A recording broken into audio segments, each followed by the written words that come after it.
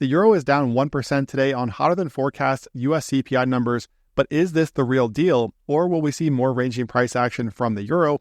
I'll have all the details in today's video, including the latest on the EXY and also the DXY. Now, before we get to today's video, if you want my help with your trading, come over here to this page. So click on the link at the top of this video, sign up with my preferred broker, deposit $100 or more, and trade at least one lot, and you will get a 30% deposit bonus plus lifetime access to our VIP group.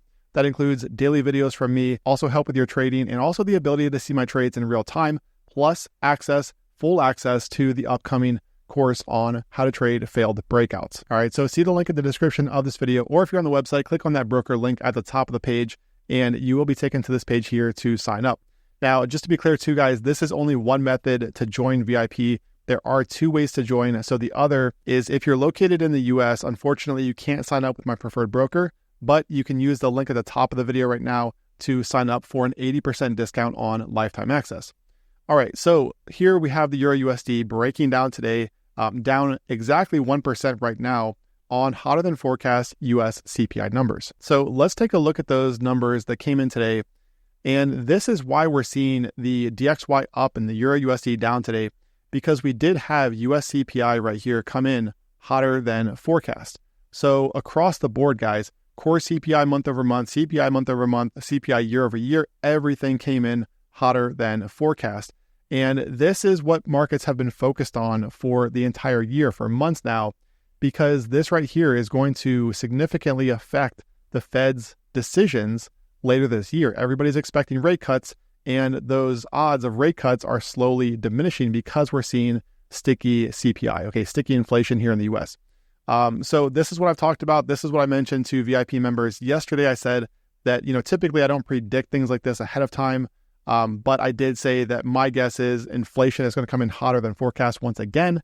We've seen this over the past few months. And also there were some moves yesterday ahead of CPI that made me think that these numbers got leaked ahead of time. All right, can't prove that, but the way the market was moving yesterday did tell me that that was potentially the case. Now, looking at the EURUSD, what's going on here? Because we've talked about these trend lines. So this one down here off the October low, we saw it close below it, right? We saw a reclaim last week and a retest up here at 1.0865. So if you guys saw the recent weekly forecast, you know about this price action through here. So far this week, the market did pretty much exactly what I was expecting it to do. So we had the Thursday candle up here. We had the Friday wick down here.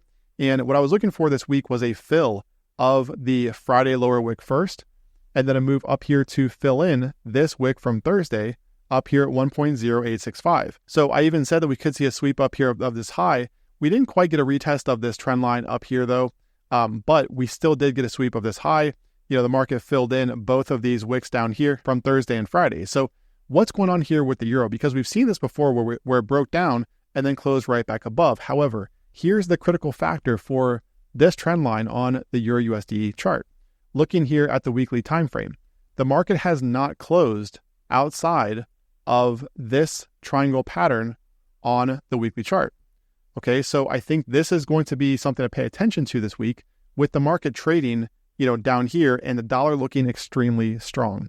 If we get a weekly close below, then this area flips to resistance next week, and we could finally get some momentum here from this market, which in my opinion, I am still bearish on the euro. This is what I've talked about now for weeks, in fact, months really, even though the euro has been very sideways.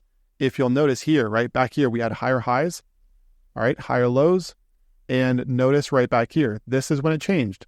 We got a lower low from the EURUSD and also a lower high. So with this in mind, right, what I said last week is that I am looking for a move lower from the euro. However, it has been very choppy so far this year. So it's been a difficult market to trade, but I do think that the weekly time frame is going to be the one to watch with regard to that October trend line. Okay, so that's what I'm watching here with regard to the euro. 1.08, that general area is going to be a critical factor this week.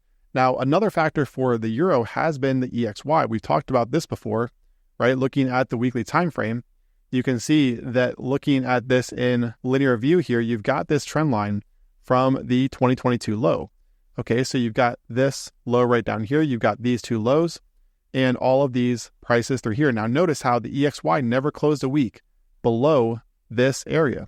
Okay, so during this entire period through here, it never closed the week below until this right here. We did get a breakdown.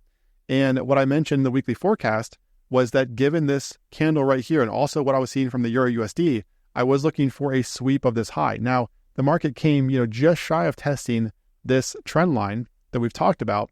However, the market is down considerably following a sweep of last week's high, which is what we were looking for. Okay, so this is still holding up. This is going to be another factor where as long as the EXY, the longer this stays below this area here and looks weak, okay, the more that I'm convinced this is a confirmed breakdown from the EXY, which means that if this holds up, we're looking at a rundown here toward this low and potentially these lows from last year. Okay, so if we look at the euro, the way that would look here is if we do get that from the EXY, then we are looking at a move back here toward this low down here and potentially those October lows, which that would right there would be a significant move lower for the euro. Now, let's take a look here at the US dollar index as well. And if you guys are enjoying this content, be sure to subscribe to the channel and click that bell icon for notifications. Don't forget to smash the like button to show your support. So the DXY, let's talk about this because I know that, I've mentioned before how this recent pullback is almost a carbon copy of what we were getting back here in February. Okay, so really interesting price action. With the exception of today, of course, where we had the market retesting 104.45, we had consolidation below, 105 retest, close below, and a pullback. Same thing over here, 104.45 retest, consolidation below, 105 retest, and pullback. Now, the one thing I mentioned last week, though, was to watch 104.45 because if we get the DXY back above this, then it would indicate that this right here is no longer following what we got in February, okay, which means we no longer are likely to see a pullback from the DXY if we get a 104.45 reclaim. And the DXY is doing that and more today with a potential close above 105. Now, there's still a lot of time left in today's session, so keep that in mind. We could see the market once again close below here because we've seen no shortage of sideways price action so far in 2024. It's like I've mentioned, for the most part, the DXY has been sideways this year. Even within this, we've seen a lot of choppy price action from the DXY. So you've got to be careful with this market because, again, there is still a lot of time left in today's session. It is just above 105, so it could still close below this and just continue to range here for a while. But for the most part, when you look at this chart, and this is what I've talked about recently, right? This channel right here, we got the breakout over here, and I have not wanted to short the dollar while it's above 103.8. I told VIP members that, where the New Zealand dollar actually gave us a reclaim, a bullish reclaim going into the RBNZ, and I did not trade that. I did not long the New Zealand dollar only because I would have to short the USD, and I did not want to short the USD while the DXY was above 103.8. So for the DXY, what this is going to come down to, if we get a close above this 105 level, a daily close above, this flips to support, and we're looking at a move up here toward about 105.8. Now, the daily chart doesn't show it very well, but if you go to the weekly, right, this area up here is going to be a significant factor for the DXY. You can see back here, it was a pivot, right? Range highs back here, range lows down here. This was the range that we've talked about before we got the fake out down here, fake out up here. And both times we got that extended move in the opposite direction. So this level right around 105.8 is going to be significant for the DXY, but we do need to close above 105 to confirm that move first. Now, longer term for the DXY, what I still think that we get over the coming weeks and potentially months is this candle right back here. Okay, this big red candle that you see where we got a very shallow retrace up here to this level right around 108. I think that we get 108 eventually and higher to fill in this right back here, okay, this imbalance. So essentially between 109 and 110, I think that's where the DXY is headed over the coming weeks and months. Now, with the way this price action has gone this year, right, that could take a while to play out. That could take, who knows, the rest of the year to play out.